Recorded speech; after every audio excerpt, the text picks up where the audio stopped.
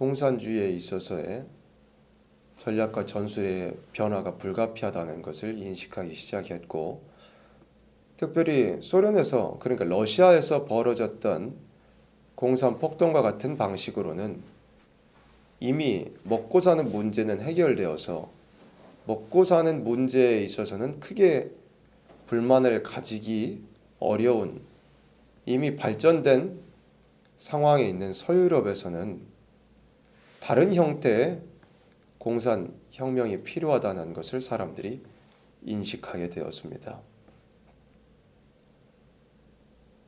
요한계시록 8장에서는 무신론 공산주의가 아주 폭력적이고 강압적이고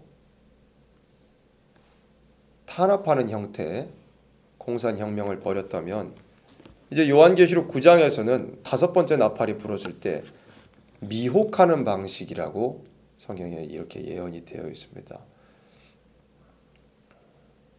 무저갱에서 올라온 큰 풀무의 연기 같은 연기가 해와 공기를 어둡게 하는 미혹이라 이것입니다. 이 미혹이 무엇이냐, 이 연기가 무엇이냐는 것은 바로 공산 사상입니다. 무신론 공산주의가 이 마지막 시대에 온 세상을 미혹하기 위해서 사용하는 것 중에 가장 효과적인 방법이 무엇이냐면 바로 성혁명입니다. 성혁명은 특별히 서유럽 지역에서 공산주의자들이 시도했던 폭력적인 혁명, 러시아에서 발생했던 혁명과 같은 그런 방식이 잘 먹히지 않았지만, 성혁명이라고 하는 새로운 형태의 공산혁명은 아주 큰 성과를 거두게 되었습니다. 성혁명은 간단하게 요약하면 사람의 성이라는 것을 이용해서 이 세상의 모든 것을 다 해체해야 된다라고 말하는 것입니다. 인류 사회가 이어져 오면서 그 사회를 지탱하고 사람들이 사는 모든 사회의 근간이 되었던 법이라든지 도덕이라든지 양심이라든지 질서라든지 이런 모든 것들을 다 해체하는, 심지어는 절대 불변의 영원한 진리까지라도 다 해체하는 것이 바로 성혁명입니다. 가정을 해체하고 남녀의 구분을 해체하고 부모와 자식 간의 유대 관계를 해체하고 어머니와 자녀 간의 모성을 해체하고 모든 것들을 해체한다는 것이 바로 성혁명.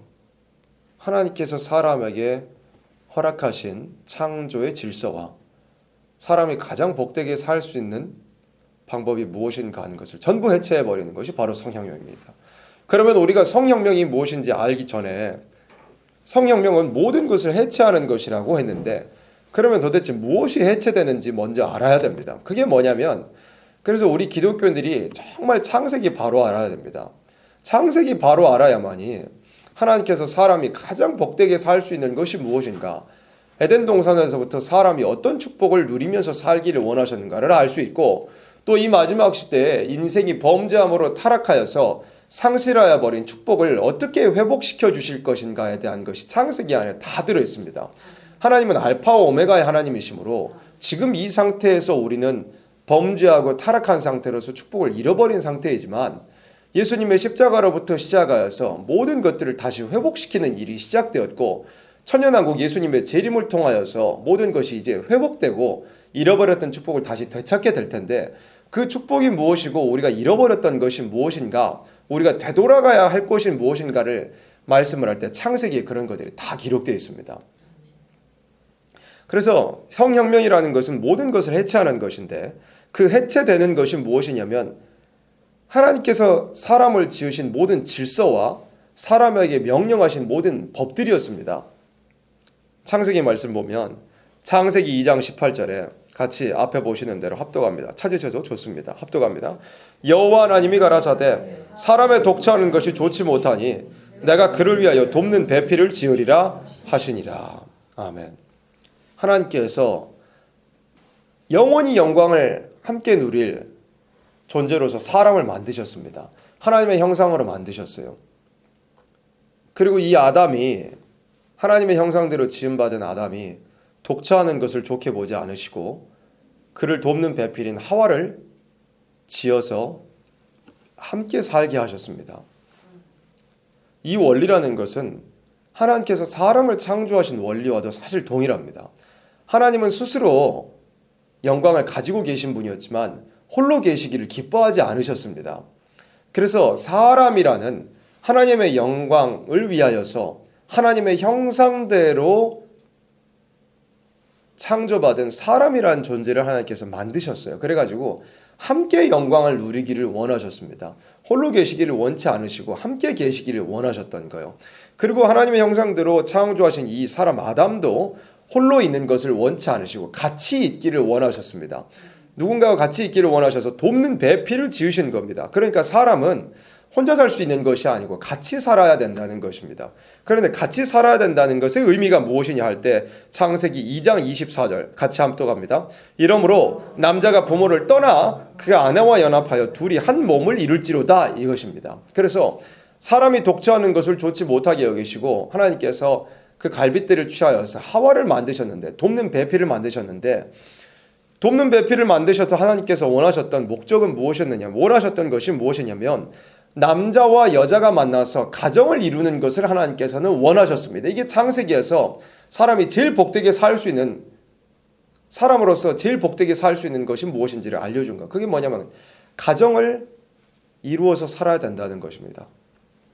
혼자 사는 것이 좋지 못하고 가정을 이루어서 살아야 한다. 그런데 가정이라는 것은 어떻게 이루어져야 되는가 말씀을 할 때 창세기 2장 24절 합독하는 것처럼 남자와 여자가 만나서 가정을 이루는 것입니다. 남자와 여자가 만나서 사랑해야 되는 것이고 남자와 여자가 만나서 부부를 이루어야 되는 것이고 결혼해야 되는 것이고 남자와 여자가 만나서 가정을 이루어야 됩니다. 정확하게는 한 남자와 한 여자입니다. 이 창세기 2장 24절의 본문도 한 남자와 한 여자라고 되어 있습니다. 하나님께서 사람을 창조하실 때 한 남자와 한 여자가 만나서 부모를 떠나서 연합하여 둘이 한 몸을 이루어야 된다고 말씀한 겁니다. 이게 하나님께서 사람에게 주신 창조의 질서입니다. 아담과 하와는 육적인 부모가 존재하지 않았습니다. 처음 지음받은 사람이었기 때문에. 그럼에도 불구하고 하나님께서 기록하게 하실 때는 남자와 여자, 남자가 부모를 떠나서 그 아내와 연합하여 한 몸을 이루어야 된다. 그러니까 이거는 모든 아담과 하와로부터 부모를 두고 태어난 모든 인류들이 다 가장 복되게 살기 위해서 필요한 것이다 이겁니다. 모두가 다 육적인 부모를 가지고 사람으로서 태어난 존재는 다 가정을 이루어서 살아야 된다는 것이 하나님께서 주신 질서이자 명령이었습니다. 그 가정은 한 남자와 한 여자로 이루어져야 된다. 가정, 부부, 혼인이라는 것은 한 남자와 한 여자로 이루어져야 된다는 것을 말씀한 겁니다. 그리고 이 한 남자와 한 여자가 만나서 한 몸을 이룬다는 의미는 뭐냐면 영적인 관계뿐만 아니라 육체적인 관계도 이야기하는 겁니다. 남자와 여자가 만나서 그러니까 육체적인 관계, 즉 성이라고 하는 것은 한 남자와 한 여자가 만났을 때 성이라는 것이 성적인 관계라는 것이 성립하는 겁니다. 성이라는 것은 반드시 한 남자와 한 여자가 만나서 성적인 관계가 성립이 됩니다. 그리고 이것도 결혼이라는 범주 안에서 혼인이라는 범주 안에서 가정이라는 범주 안에서 성적인 관계라는 것이 있어야 되는 것이고 형성이 돼야 된다는 것을 하나님께서는 이 2장 24절 한 구절 안에서 다 말씀을 해주신 거예요.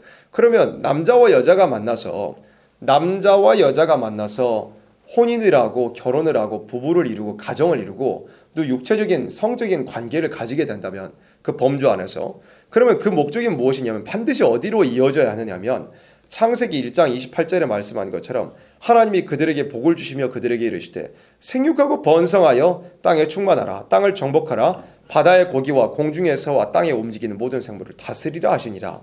여기 말씀하신 대로 남자와 여자가 만나서 한 몸을 이룬다는 것, 혼인을 하고 결혼을 하고 가정을 이루고 부부가 되어서 한 몸을 이루어 성적인 관계로 형성해야 된다는 것은 무엇이냐면 생육하고 번성해야 된다는 의미가 들어있습니다.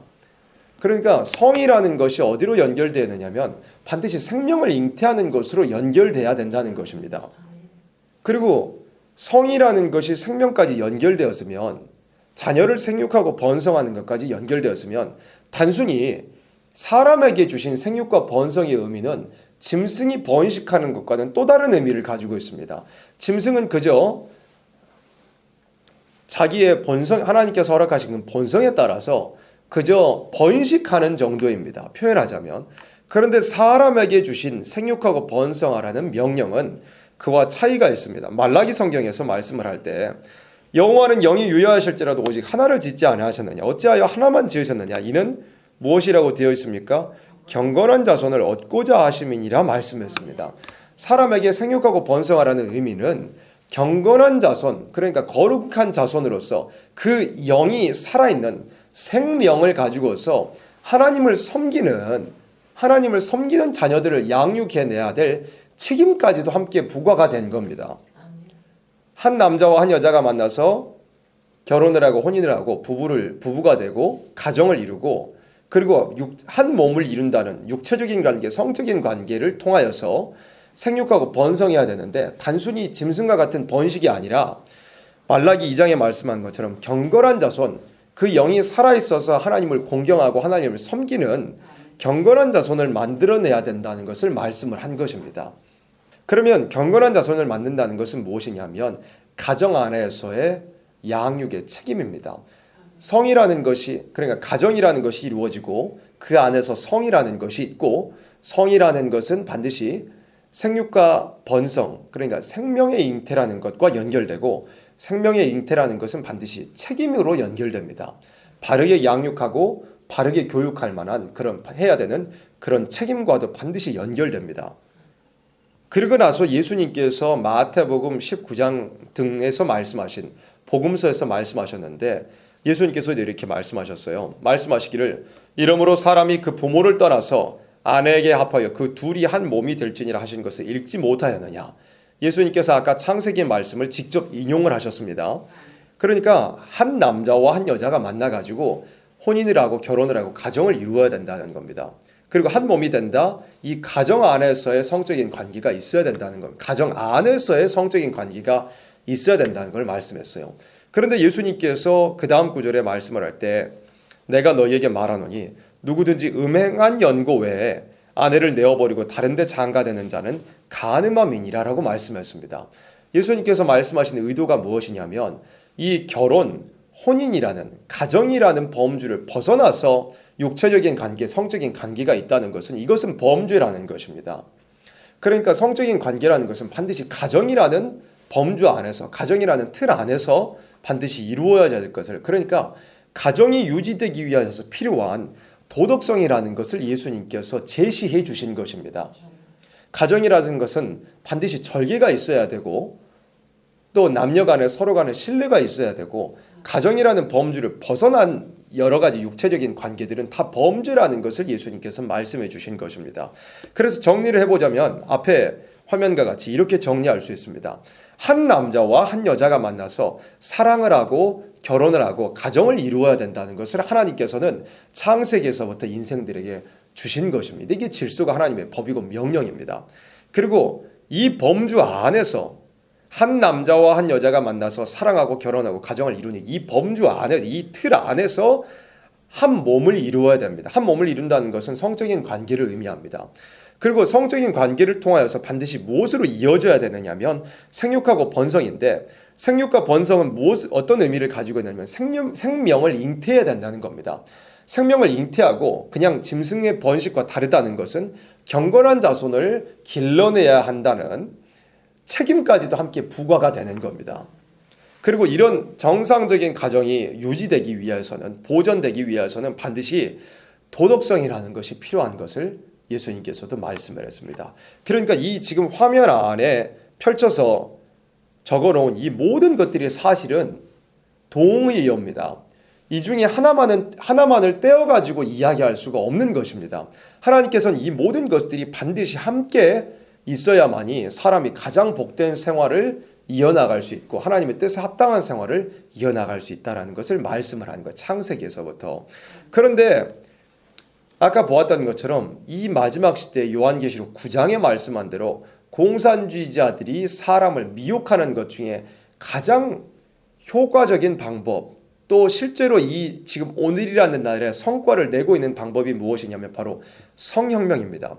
지금 여기 나와 있는 창세기에서 하나님께서 사람을 지으시고 가장 축복된 생활을 하기를 원하셨던 그 모든 것을 해체시켜 버리는 것이 바로 성혁명입니다.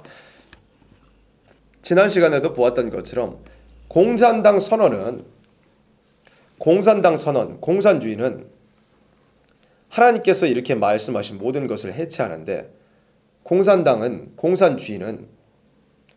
공산주의는 일부일처 가족 제도가 그러니까 남편과 아내 사이의 계급투쟁으로 해석해 버립니다. 그러니까 남자와 여자가 만나서 가정을 이루는데 남자와 여자가 만나서 이루어진 이 가정을 이 가정 안에서부터 계급투쟁이 벌어지고 있다라고 이해를 해버리고 해석을 해버립니다. 남자가 여자를 억압하는 가정, 여성은 억압을 당하고 남성은 가해자인, 여성은 피억압자이고 남편은 억압하는 주체가 되는 가정 안에서부터의 계급투쟁이 벌어진다는 것입니다. 우리가 알고 있는 대로 공산주의는 계급투쟁이 없는, 계급 없는 사회를 이루어야 된다고 주장합니다. 그러면 이 거대한 사회 안에서도 생산수단을 가진 자들과 가지지 못한 자들의 계급투쟁이 벌어지는데 그보다 더 작은 단위인 가정 안에서도 계급투쟁이 벌어지고 있다는 겁니다. 그러면 결론이 뭐냐면 가정도 해체해버려야 된다는 겁니다. 가정 안에서도 계급투쟁이 벌어지니 가정도 다 해체시켜버리면 투쟁이 그저 없는, 투쟁이 딱히 없어지는 그런 사회를 이룰 수 있다라고 이야기합니다. 자본주의 사회에 계급투쟁이 벌어지는 것은 가정이라는 것이 존재하기 때문이다. 가정을 해체해버려야만 자본주의 사회의 계급투쟁도 다 해소시켜버릴 수 있다라고 이야기한 것입니다. 공산주의는 새로운 기초 위에 종교와 도덕을 구성하는 대신에 영원한 진리를 폐기하며 모든 종교와 도덕을 폐지한다라고 이야기합니다. 공산주의는 영원한 진리를 다 폐기합니다. 모든 종교와 도덕을 다 폐지하기를 목적하는 것이 공산주의입니다. 그래서 이 공산주의자들이 사용하고 있는 성혁명은 무엇이냐면 모든 도덕적인 제약으로부터 해방입니다. 방금 예수님께서 마태복음 19장에서 말씀하신 것처럼 사람이 가정을 이루고 그 가정에서의 책임과 또 도덕성이라는 것이 반드시 필요합니다. 그런데 이 공산주의가 이야기하는 성혁명은 모든 도덕적 제약으로부터 해방되어야 한다는 것을 이야기합니다. 그리고 두 번째 줄에 있는 것처럼 타고난 본성의 억압으로부터 해방입니다. 타고난 본성의 억압으로부터의 해방입니다. 사람이 본성을 가지고 있다 이겁니다. 그 본성이 뭐냐면 가정을 이루고 살아야 되겠다는 그런 본성, 배우자를 만나서 자녀를 낳아야 되겠다는 그런 본성이 사람에게는 누구나 있습니다. 그런데 이 공산주의자들은 그마저도 이 본성이 인생들을 억압하고 있다라고 이야기하면서 이걸 해체시켜 버려야 된다. 사람이 배우자를 만나서 정상적인 가정을 꾸려야 되겠다는 그런 본성들이 사람에게는 다 있습니다. 이것도 억압이다 이겁니다. 사람이 가정을 이루고 자녀를 낳아서 기쁨을 누리고 살아야 되겠다는 그런 이것도 이 소망도 다 자기 본성에 있는, 본성이 자기를 짓누르는 억압하는 본성이라 이겁니다. 그러니까 이 사람이 가정을 이루고 자녀를 낳아야겠다는 이 본성마저도 억압으로 보고 이마저도 다 해체시켜버려야 된다는 것을 이야기하는 것이 바로 성혁명입니다. 그로 말미암아 사람이 억압에 짓눌린 것에서 해방되어 버려가지고 무엇을 얻게 되느냐? 절대적인 자유를 누리게 된다는 것입니다. 그러니까 원래 하나님께서 사람을 창조하실 때는 한 남자와 한 여자가 만나야 됩니다. 그리고 이 안에서 이 틀 안에서 성적인 관계도 있어야 되고, 그리고 성이라는 것은 반드시 생명이라는 것을 낳아내는, 또 그 이 잉태되는 생명을 책임질 수 있고, 또 그 모든 것을 보존할 수 있는 도덕성이 반드시 존재해야 되는데, 이런 모든 것들이 다 억압이고 짓누르는 것이라고 이해를 하는 것입니다. 공산주의자들은. 그러니까 이 하나님께서 사람에게 주신 모든 질서와 명령이 모든 것이 우리를 짓누르는 거야. 이것을 우리가 짓눌리고 있기 때문에 모든 사회의 병폐들이 나타나는 것이고, 불평과 불만이 나타나는 것이고, 더 넓은 범위로 나가자면 세상의 모든 전쟁도 이런 것들 때문에, 이 본성의 억압 때문에 나타나는 것이다 라고 해석을 해버리고, 이 모든 것을 해체시키는, 이 모든 것에서 우리가 해방되어야만이 모든 인간이 참된 자유, 절대적인 자유를 누릴 수 있고 모든 불평과 불만도 해소가 되고 세상의 모든 발생한 문제들도 다 일시에 해결이 되어버릴 수 있다라고 이야기하는 것입니다. 그러니까 완전히 문제를 다른 데서 찾고 있죠. 하나님께서 사람에게 주신 질서, 가장 복되게 살 수 있는 그런 방식이 이게 사람을 억압하는 것이라고 다 완전히 뒤집어서 생각을 해버리는 것입니다. 사람이 가장 복되게 살 수 있는 모든 것들을 사람이 가장 억압을 받고 있는 것이라고 다 뒤집어서 생각하게 만들어버립니다. 그래서 남녀의 성별도 파괴합니다. 왜 한 남자와 한 여자만 만나서 살아야 되느냐, 이렇게 이야기를 해버리죠. 또 더 나아가서는 사회 규범과 태도의 변화입니다. 왜 가정을 이루어서 살아야 되느냐, 왜 결혼을 해서 살아야 되느냐. 그러니까 단계가 점점 깊어지죠. 더 죄악이 고도화됩니다. 왜 처음에는 왜 남자와 여자가 만나서 결혼해야 되느냐. 여기서 더 나아가서는 남자와 남자도 여자와 여자도 결혼할 수 있다. 더 나아가서는 왜 결혼을 해야 되느냐. 결혼이라는 범주에 우리가 얽매일 필요가 무엇이느냐. 그리고 성이라는 것은 왜 생명으로 이어져야 되느냐. 생명과 성이 같다는 동의어라는 이 질서를 완전히 빼버려가지고 성만 딱 떼어서 생각하는 겁니다. 성이 생명으로 이어지는 것을 차단을 해버리는 겁니다. 그런 방식이 뭐냐면 낙태입니다. 성이라는 것은 마음대로 자기 쾌락을 위해서 즐기겠지만 성으로서 반드시 이어져야 되는 생명이라는 것은 무책임하게 태아살인이라는 방법으로 해결을 해버리겠다는 것입니다. 또 동성관계의 법적인 보장, 그리고 이런 성혁명에 반대하는 자들은 다 배척을 하고 심지어는 법적으로 제재까지 가해야 되겠다는 것이 바로 성혁명입니다. 그런데 이 성혁명이라는 것이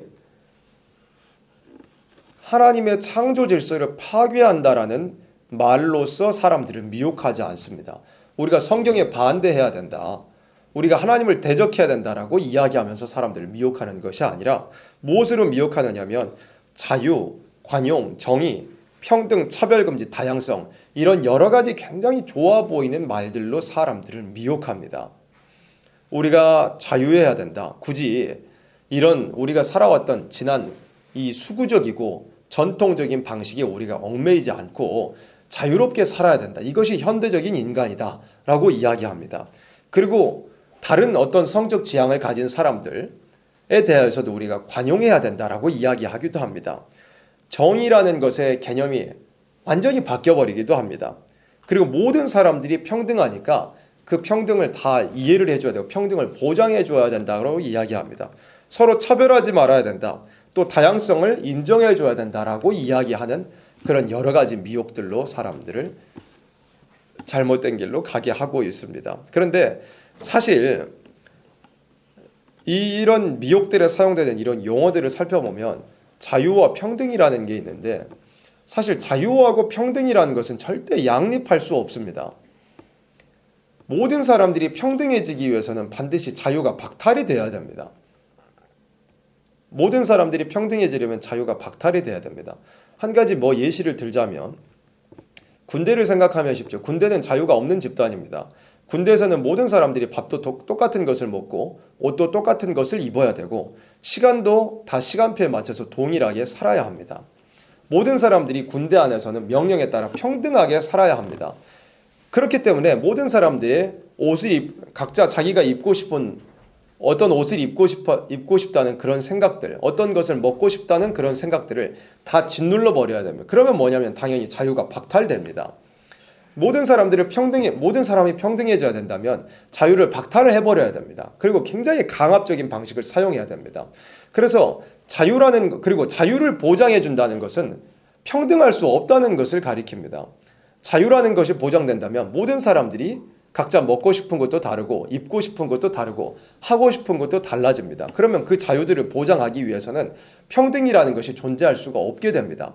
각자 사람들이 원하는 것도 다르고 필요의 정도도 다르고 수준도 다른데 그러면 정리를 해보면 자유라는 것과 평등이라는 것은 서로 양립할 수 없지만 이 공산주의자들 그리고 이 세상에 하나님께서 지으신 창조의 질서를 다 뒤집어 버리려고 하는 자들은 양립할 수 없는 말들을 필요에 따라서 사람들을 미혹하기 위해서 아주 교묘하고 간교하게 사용하고 있다는 것을 우리는 알아야 합니다. 이 모든 것이 무엇이냐면 계시록 6장 8절에 말씀한 것처럼 청황색 말의 미혹입니다.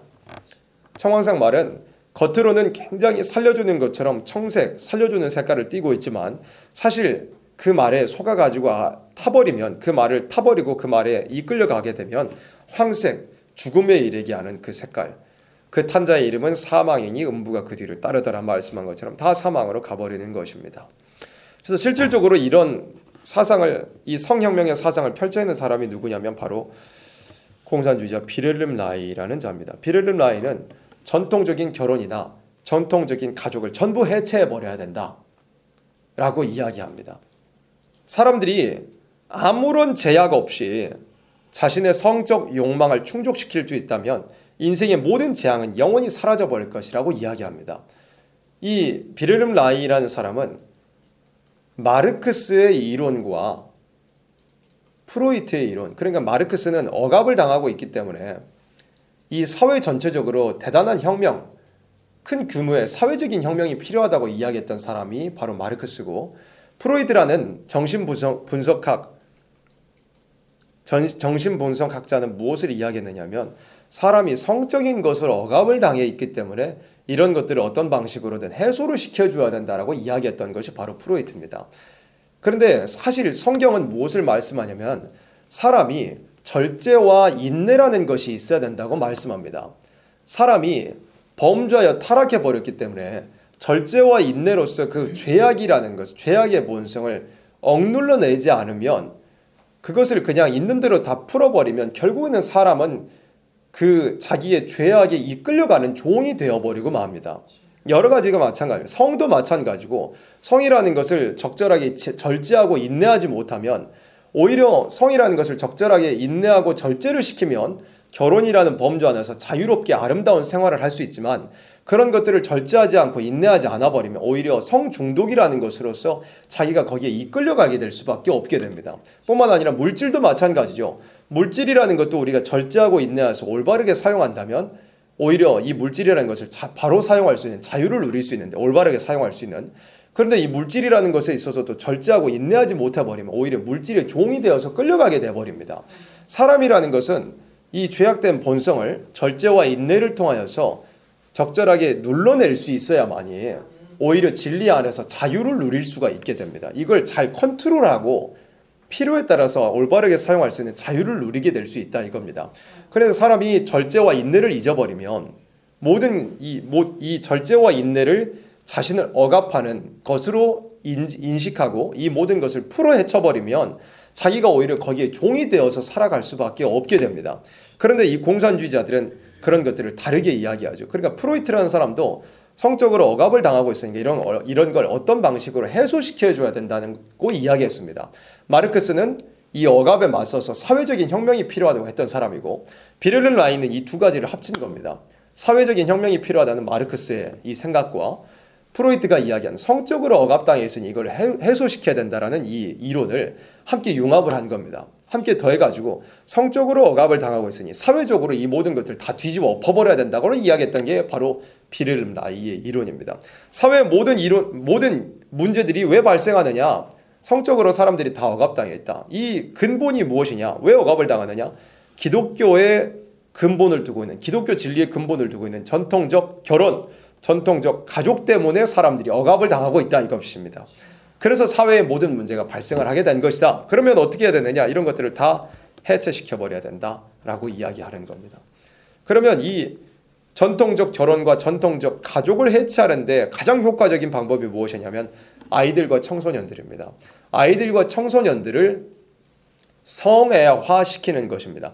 성애화, 그러니까 자라나는 새로운 세대들을 아예 다른 세대로 이전에 기독교의 문화 속에서 기독교 진리를 가지고서 살아왔던 사람들과 완전히 다른 세대를 새로 만들어내야 된다는 것이 성애화입니다.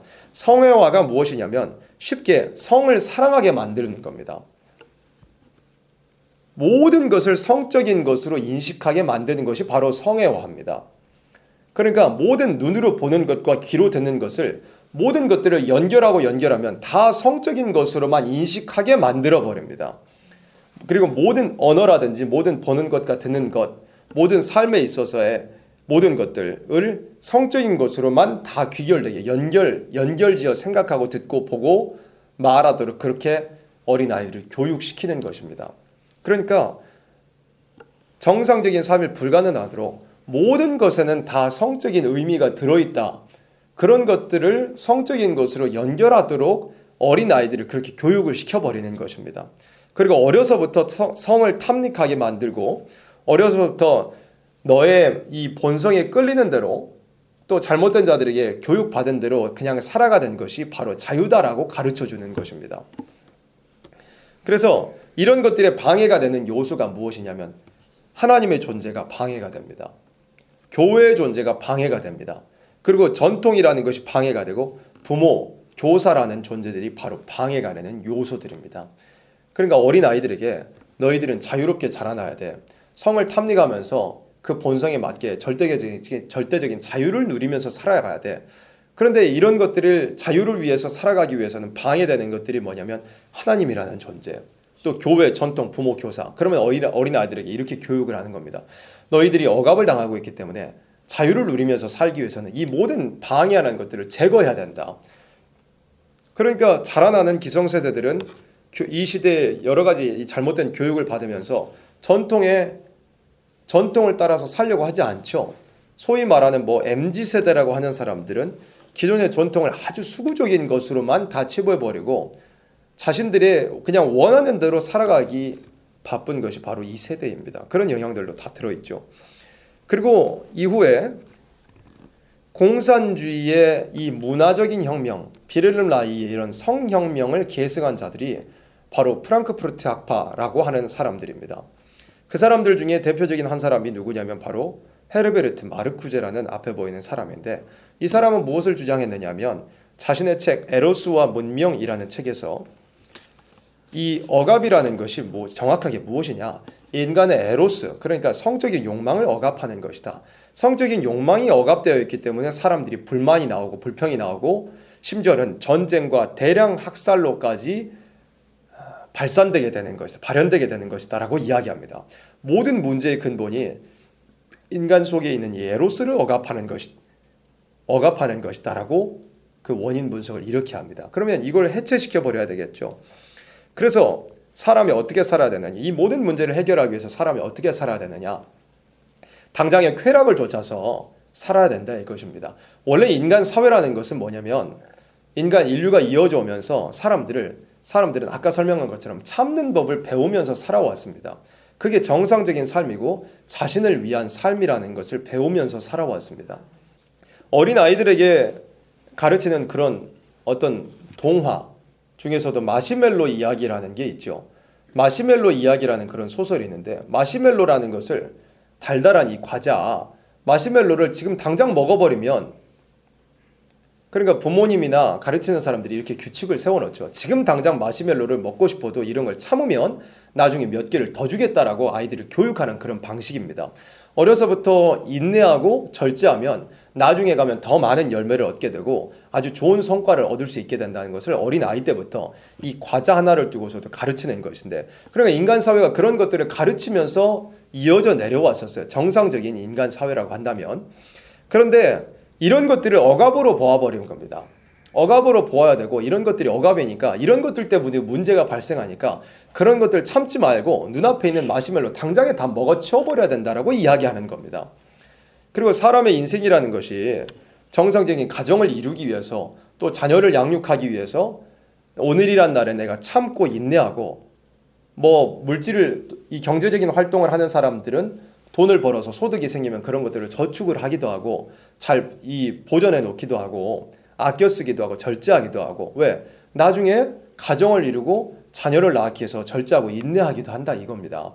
그런데 왜 가정이라는 틀에 얽매여 있고 왜 자녀라는 틀에 얽매여 있고 그런 것들을 추구하면서 살아가느냐, 이것이 다 억압이다. 전부 해체시켜버려야 되고 당장의 오늘의 쾌락을 위해서 살아야 된다. 그래야 모든 사회의 문제가 해결돼야 된다라고 이야기한 게 이런 자들의 바로 논리입니다.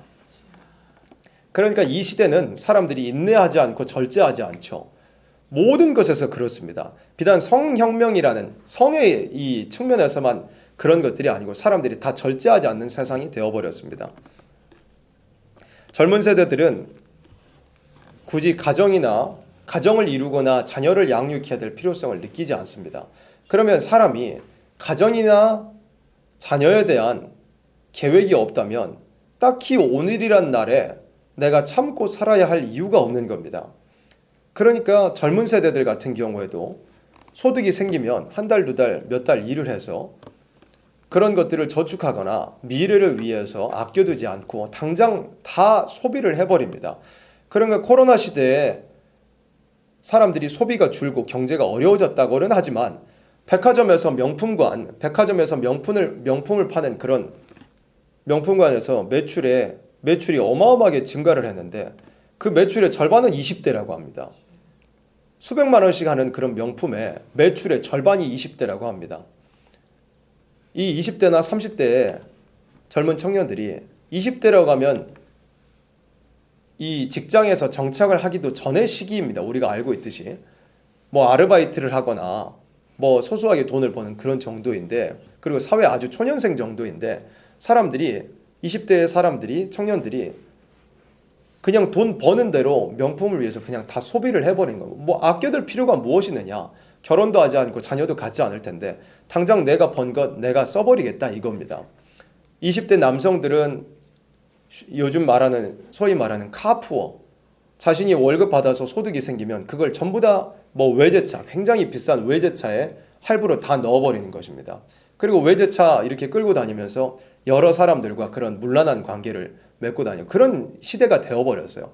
여성들은 또 한편에서 어떻게 하느냐면 열심히 돈 모아가지고 가정을 위해서 준비하는 것이 아니라 당장에 소득이 생기고 혹은 몇 달 일하고 회사 또 때려치워버리고 저 유럽으로 여행 가서 마음대로 돌아다니고 또 명품 사서 자기 몸을 치장하고 그런 세대가 되어버렸어요. 가정이나 자녀에 대한 미래에 대한 계획이 필요 없고 이런 것들은 나를 억압을 하는 것이다라고 인지하기 때문에 당장의 오늘의 쾌락을 쫓아서 살아야 된다는 생각에 다 젖어 있기 때문에 미래를 계획하지 않고 소망 없는 삶, 미래를 계획하지 않는 삶, 당장의 쾌락만을 쫓아가는 그런 삶을 사람들이 살게 되었습니다. 그러니까 한편으로는 20대와 30대 청년층에 있는 사람들이 굉장한 허무함을 느끼면서 또 살아갑니다.